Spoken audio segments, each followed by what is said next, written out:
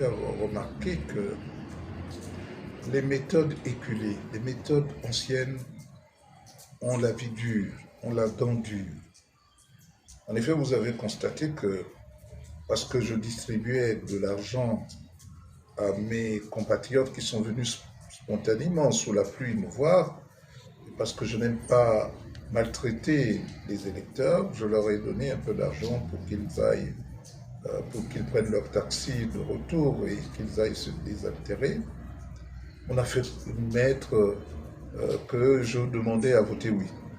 Il paraît que ça a eu une grande influence sur le vote du oui. Mais ça, ce sont des méthodes des pédégistes qui utilisent les réseaux sociaux pour faire, pour tromper le peuple. Il fallait que je le dise parce que j'estime que c'est vil comme procédé pour avoir des voix. Ceci dit,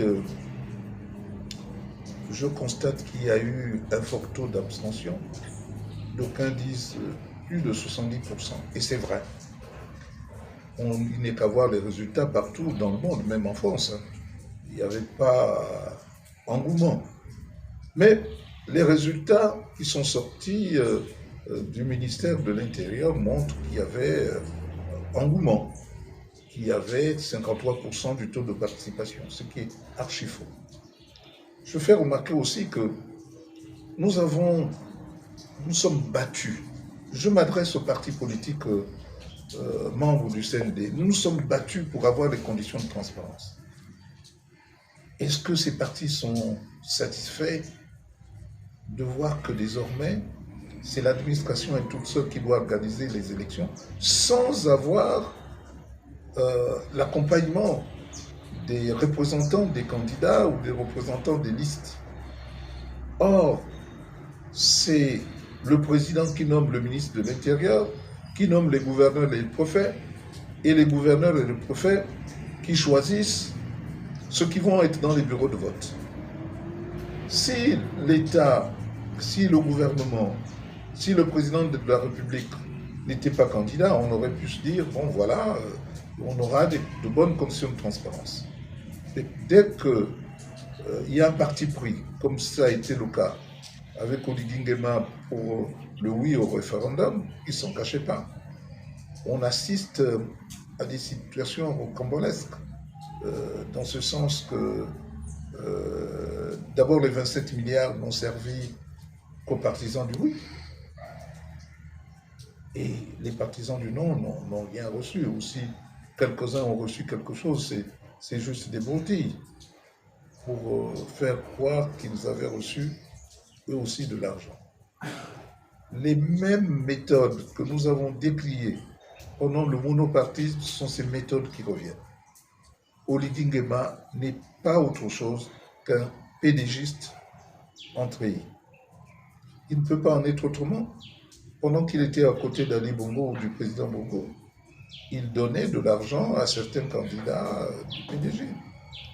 Donc ce n'est pas nouveau. Mais je veux vous dire une chose.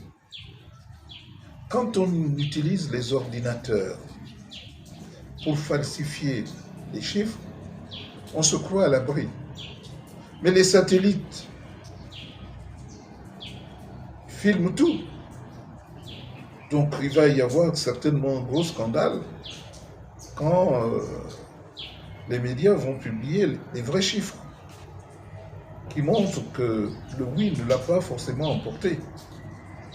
Là, partout où les gens disaient qu'on ne veut pas de 2000, qui criaient sur les pédégistes, ceux-là même sont allés encore voter le oui. Moi, ça m'étonnerait. Et dans mon centre de vote, parce que je ne peux parler que de ceux que je connais, il n'y avait rien du tout, il n'y avait personne. Alors j'ai été surpris de voir que par bureau de vote, il y a eu plus de 200 électeurs. D'où sont-ils venus? Où étaient-ils? Et ça, c'est tout simplement des situations déplorables. Donc, vraiment, c'est tellement bas Je ne sais pas si Oligui est fier d'avoir eu un tel taux d'abstention, jamais égalé dans notre pays, quelles que soient les situations. Donc, je pense que ça a été une élection mal enclenchée par le fait que le pouvoir a donné l'argent à un camp, le camp du oui. Le pouvoir a donné la possibilité de falsifier les chiffres parce que c'est ce même camp du oui qui organisait les élections. Les fonctionnaires sont des fonctionnaires qui ont le doigt sur la couture du pantalon. D'abord, ils ne sont pas choisis n'importe comment. Et du coup, nous sommes dans une situation où les Gabonais, loin d'être heureux, sont dubitatifs par rapport à l'avenir. L'avenir qui va être très, très, très difficile. Nous avons lutté des années pour améliorer les conditions de transparence. Voilà qu'on retombe dans les mêmes travers et qu'on revienne pratiquement au parti unique. Parce que si on y prend garde, ce sera véritablement le parti unique. Vérité, même s'il y a plusieurs formations politiques, mais tous sont sous la coupole du président de la République. Et les autres qui osent s'interposer ou tout simplement s'opposer ont une portion congrue. Le taux d'abstention est favorable au tenant du non. Ça, c'est là. La deuxième chose, les Gabonais vont apprendre à leurs dépens. Eux qui ont voulu sortir de l'hypocrisie qui faisait en sorte que le président de la République régente tout, malgré la présence d'un Premier ministre, et qui ont tout donné au président, vont se mordre les doigts et vont commencer à se rendre compte de leur stupidité. Ramper devant un général n'est pas une qualité. Renoncer à sa dignité n'est pas propre à l'homme. Alors que les militaires seraient venus restaurer la dignité, redonner aux Gabonais sa dignité, aujourd'hui, le monde entier se moque du Gabon.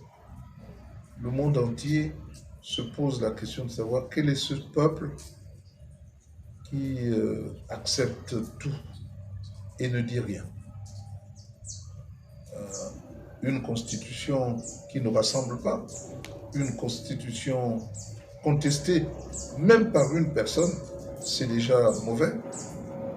Des chiffres arrangés pour approcher ceux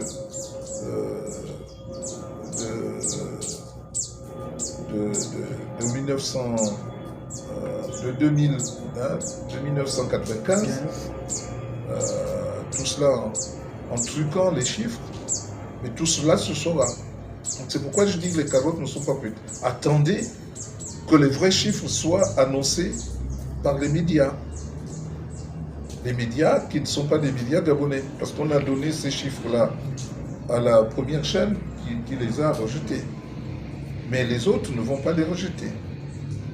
Et c'est ainsi que les Gabonais s'apercevront de la supercherie, de ce qui s'est réellement passé. J'ai dit tout à l'heure que quand vous utilisez les ordinateurs, mais vous êtes à nu. Et ils savent, ceux qui ont utilisé les ordinateurs pour falsifier les chiffres, savent de quoi je parle. À Moutassou, par exemple, chez moi, les gars de la DGR, je dis bien DGR, ont dit aux miens, gendarmes comme eux, de s'éloigner des bureaux de vote parce que je les avais envoyés pour connaître des résultats et assister au dépouillement et connaître des résultats, les rapporter. On leur a demandé de s'éloigner des bureaux de vote et de laisser faire ce qu'ils avaient à faire. C'est tout dire que c'est pas nous, mais les Gabonais vont souffrir. un véritable martyr. Je vous assure que au bord du chemin, on les entendra geindre et pourtant la caravane passera sans eux, comme d'habitude. Qui a peur? S'il n'avait pas peur, il ne mettrait pas l'âge. Mais malheur à un enfant qui cherche à humilier son père. Je dis bien malheur à un enfant qui cherche à humilier son père. Malheur à l'enfant qui, dans un village, cherche à se passer des très jeunes et des vieux. Un village est fait de tout. Et chacun a sa place.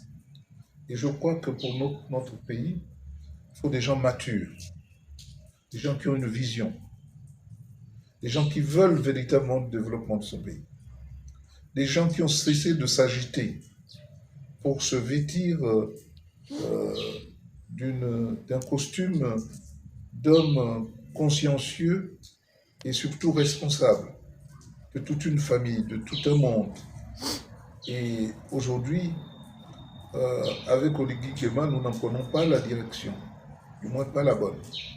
Et si les Gabonais qui ont peur ne le comprennent pas, ils le comprendront. Et nous allons avec délectation les voir gémir, geindre, alors qu'ils n'auront pas eu le courage de comprendre et de discerner qu'on ne donne jamais, par dépit, un os à un chien. Il ne va pas vous le refuser.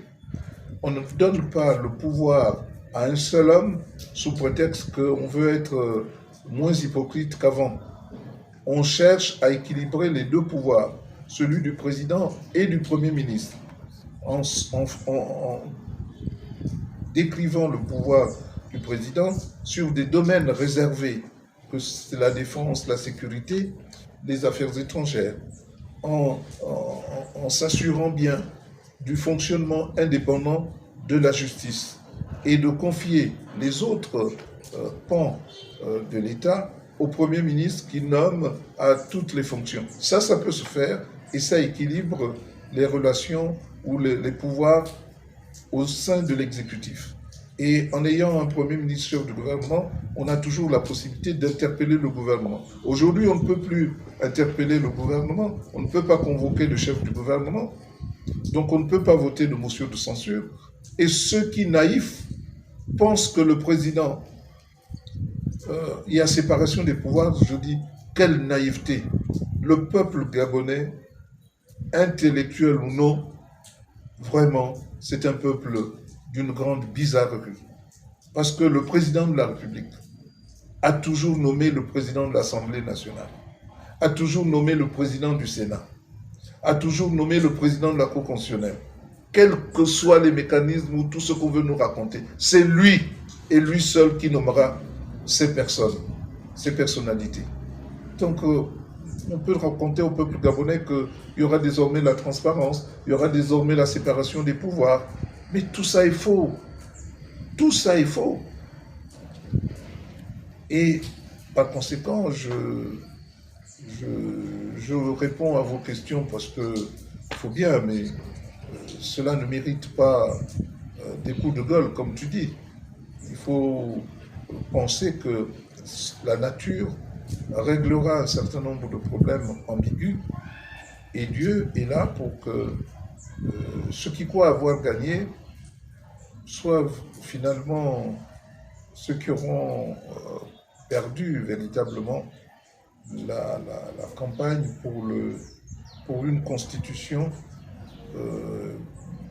qui est bancale, et peut-être que demain nous aurons une autre constitution, on ne sait jamais. J'ai été ulcéré, écœuré de voir le comportement de l'équipe, de voir le comportement du Premier ministre. Ils savent de quoi je parle. Et je dis tout simplement qu'il y a un Dieu qui réglera ces différends. Et vis-à-vis du peuple gabonais, j'ai mal quelque part parce qu'on n'a jamais cessé d'abuser ce peuple.